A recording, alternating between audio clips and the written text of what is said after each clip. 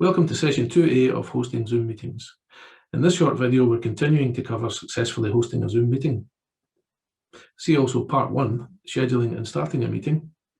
Session 2B, which concentrates on sharing and annotating the screen in breakout rooms. And finally, part 3 of the series covers good practice in running Zoom meetings. Here in session 2A, we're focusing on additional tools for hosts, security, the participant list, and the chat feature. In part 1, we looked at admitting participants to the meeting. So at this point, we'll start at which the meeting started. I've set up this meeting with 3 participants again, my council Zoom account, my personal Zoom account, and the Irvine Locality account. So once again, we're using this in the Zoom app on a Windows 10 computer. First, I want to highlight the difference in the toolbar that a host sees and the toolbar that a participant sees. So this is the hosts, and this is a participant. I'll just go back. So host and participant, so there's a few differences there. Participants don't have access to the More menu, which we'll talk about a bit later, and they don't have the security settings. So let's start with security. Anyone hosting a Zoom meeting should make themselves familiar with the security controls in case of disruptive and/or unwanted visitors or participants. If you click the security icon here, this gives us the security menu facilities, which I'll go through one at a time. So I've enlarged it here to make it easier to see. So lock the meeting, when you select this, no new participants can join the meeting, even if they had the meeting ID and the password. Enable the waiting room. This is selected by default. If deselected, it closes the waiting room and any latecomers will be locked out. Currently, all the participants have got their video switched off and are showing their profile pictures. If, for example, you were finding it difficult to read their names, you could select hide profile pictures and all you'll see is the names of the people who are there. So sharing the screen, select this option will let all participants share the screen. So anybody can share the screen, although they have to get permission to do so if they're trying to do it while someone else is sharing. The chat feature is enabled by default. If you don't want people using it, you can turn it off here. You can allow people to rename themselves. Again, it's by default. If you turn this off, it means only the host can name and rename people. Unmute themselves, again, enabled by default. Turning it off means that only the host can unmute participants. So as a host, you can see you've got quite some control over what happens in the meeting. Start the video, again, enabled by default. Turning it off means that all participants are unable to join with the video until this option is reselected. So nobody has a video facility. If the videos are switched off, this is what somebody sees on a smartphone, for example. You cannot start your video because the host has disabled it. So that's the message they'll see. Back to the list, remove participant. Clicking this produces the participant list with the remove highlighted in red. And what you need to know is that if you remove somebody from the meeting, that person will be unable to rejoin it at all because they won't be able to even get into the waiting room. So it's a fairly extreme method of removing somebody. If anybody saw or witnessed the Jackie Weaver scenario in the meeting that went viral and was on the news and all the rest of it, the Jackie person elected just to remove people kind of without any second chances. What she could have done is to put them back in the waiting room or indeed silence their video. There's no way back from remove. Suspend participant activities, the last on this list.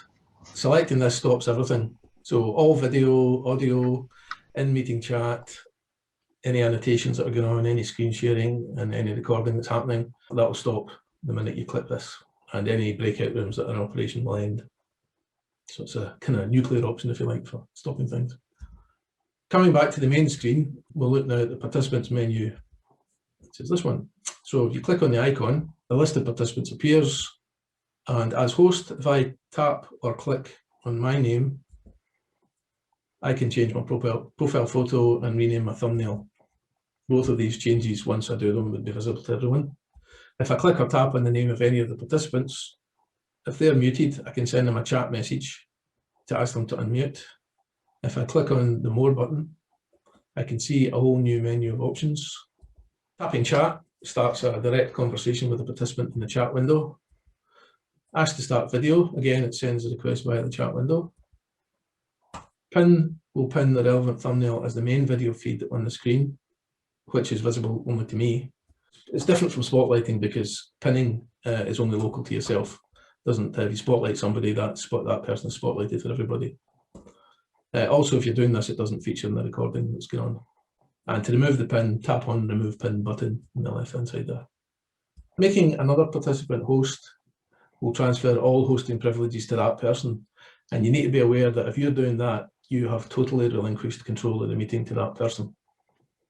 Which, if you want to do that, that's fine, but just to let you know that's what you're doing. If you make someone co-host, on the other hand, that allows the host to share hosting privileges with another user, allowing the co-host to manage the administrative side of the meeting, maybe, such as managing participants or starting or stopping the recording, or maybe keeping an eye on the chat for you.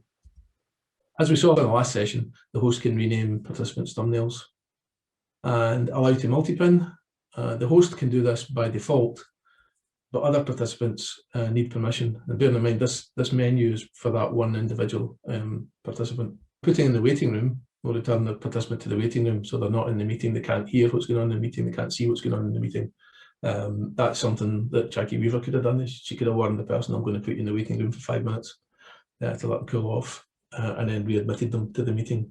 But remove doesn't allow for that option. That's someone put in the waiting room, refreshes the participant's window, and this is what they see, the same message you got when you arrived in the meeting earlier on. Back to the list, remove, as we say, this is another route to removing an unwanted participant, going straight to going to their name in the participant list. Once you do that, once removed, you will not be able to rejoin the meeting. Click the button to confirm. And then if you wish to report the person, you click report, and this comes up. It lists the person who you want to report and gives you the option to explain what's going on. There's a few drop downs there to choose from, which I'm not going to go through. I suspect that would only work if the person that you're removing actually had a Zoom account. If the person hasn't got a Zoom account, it's not going to make any difference.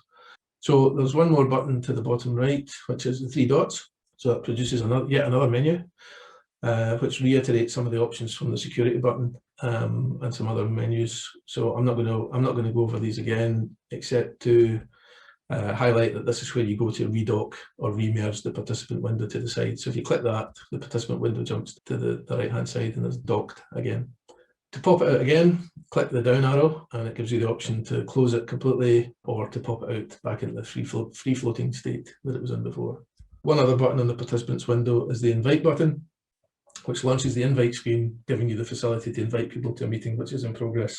And these people have to have Zoom accounts. So this would show a list of your Zoom contacts who have accounts. And clicking on an icon generates an automatic invitation to the recipient. Alternatively, you can copy and paste the invite link or invitation. In both cases, the information is copied to the clipboard for pasting into your chosen message method. Copy invite link only copies the URL. Copy invitation copies all the related information as in the original invitation. So you would get the meeting passcode and the meeting ID.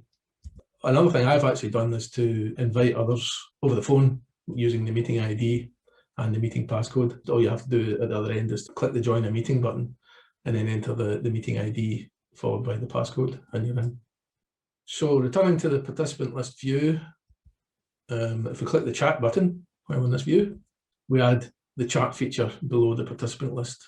So the participants are still visible, and if there's more than half the screen, there'll be a scroll bar, so you can scroll up and down.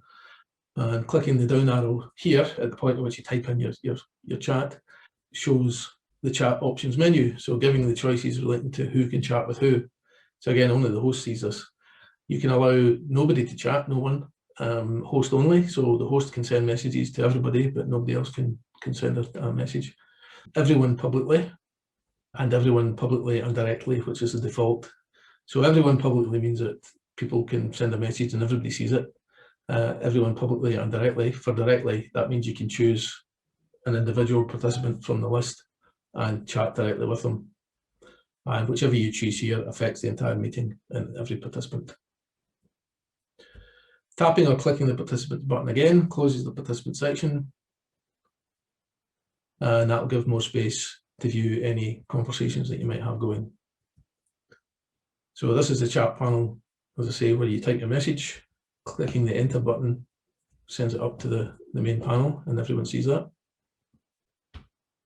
That message was received by everyone because it says everyone there, and it says everyone at the bottom. If you click the down arrow next to where it says everyone, you will see everybody listed and everyone that's in the meeting as a participant. So you can choose to send a direct, in other words, a private message to anyone in the participants list individually. The red text to the right of the person's name there shows it's a direct message, just to remind you that you've sent a direct message. And by default, all participants can message everyone and individuals, as I say, publicly and directly. Clicking the chat icon again will close the chat window. If what I've shown you just now has gone too fast, or there's been too much detail, or you haven't taken it all in, I certainly recommend that you have a look at the support pages on the Zoom US website, or indeed Google it and look at YouTube. Thanks for watching.